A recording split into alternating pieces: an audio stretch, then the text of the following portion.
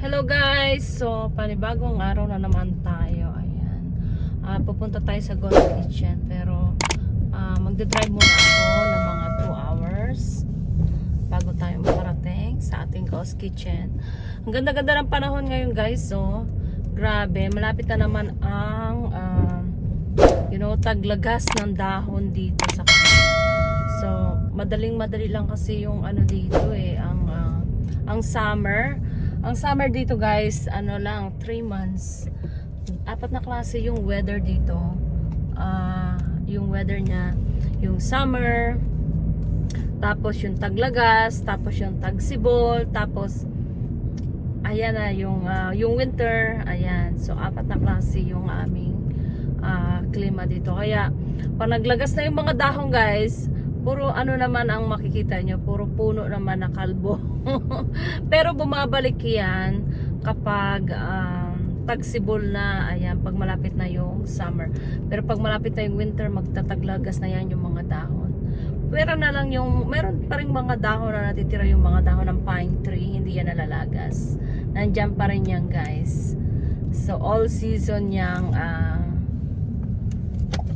yung ating pine tree dito sa Canada.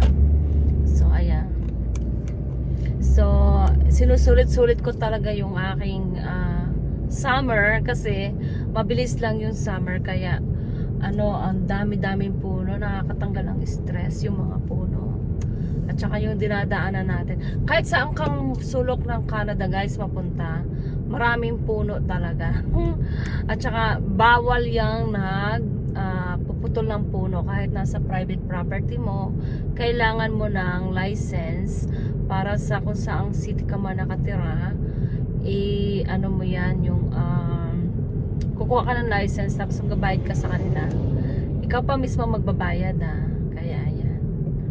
So bawal talaga kahit sa private property mo.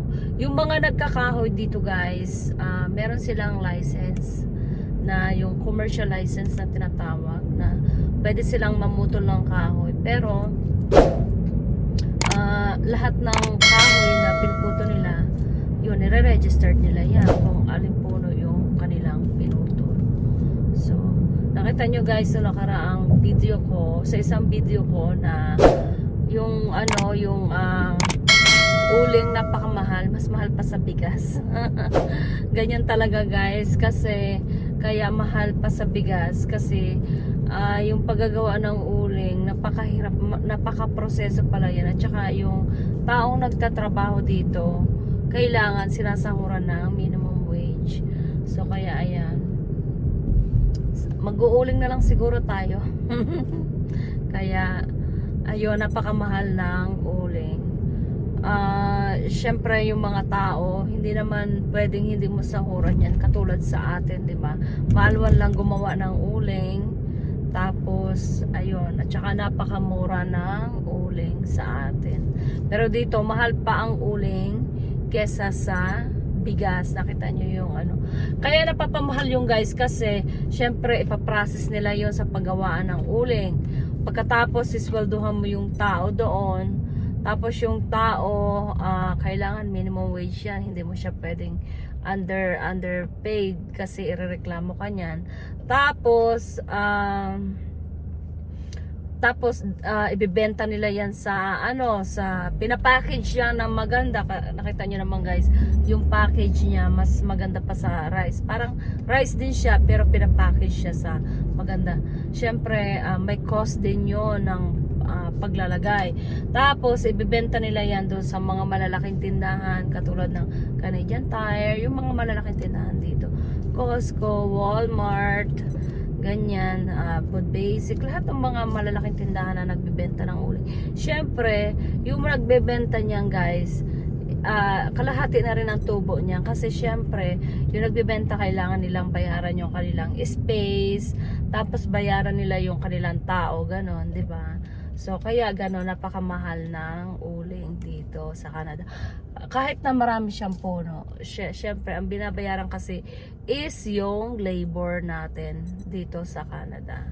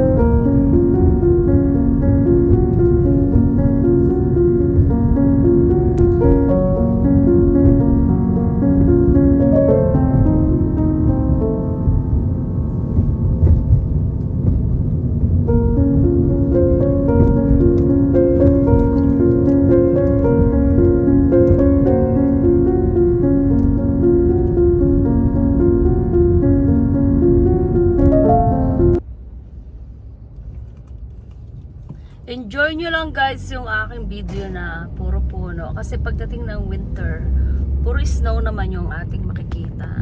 Tapos pagdating ng taglagas, puro kalbong kahoy naman yung ating makikita. Wala, iba na naman yung ating makikita. Kaya ayan, meron kami 4 season. Yung winter at saka yung tagsibol niya, yun nagsisimula ng magbalikan yung mga dahon.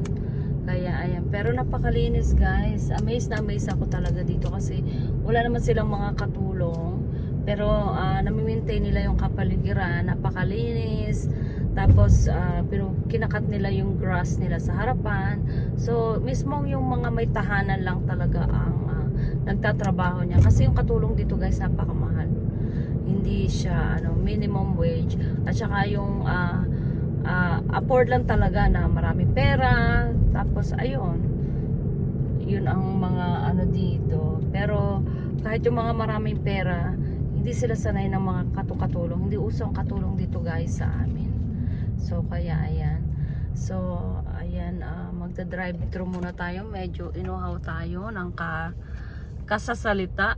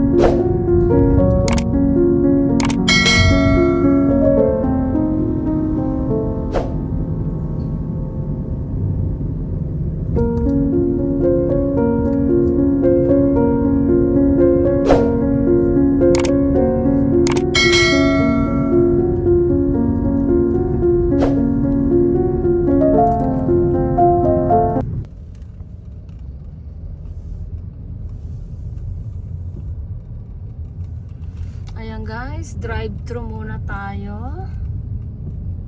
Bili tayo ng maiinom.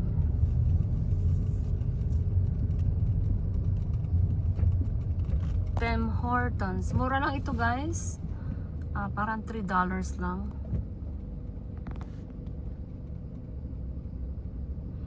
Ganda ng panahon, no? Ayun yung Tim Hortons guys. So, ayun. So ngayon nandito tayo sa drive-thru.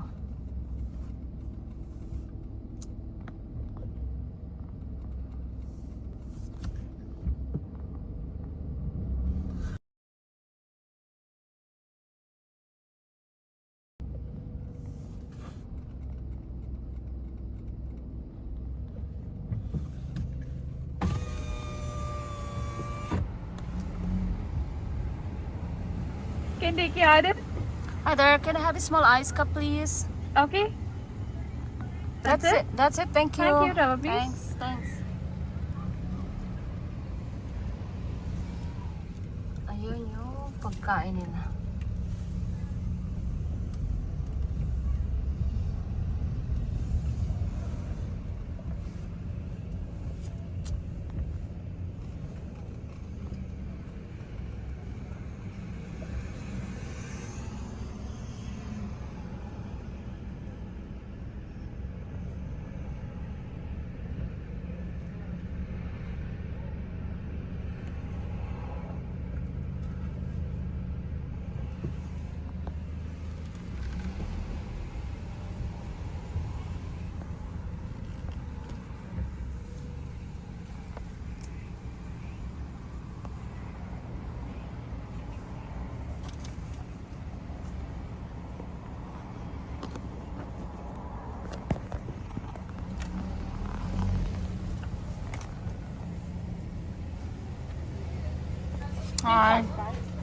Debit.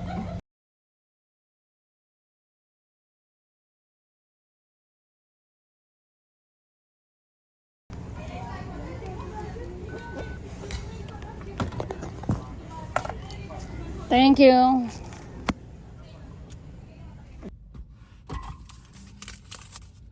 Okay guys, nag-pull over tayo kasi medyo inuhaw tayo ng kaiikot.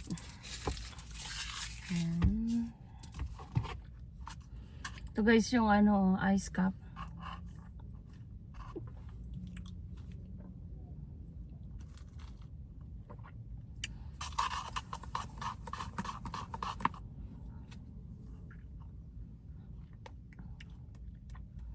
$3 lang ito guys. Yung maliit nito busog ka na. Depende sa inyo. Merong medium, meron large. Kaya lang pag medium medyo malaki siya. Kaya small lang yung binibili ko kasi mabilis magpataba.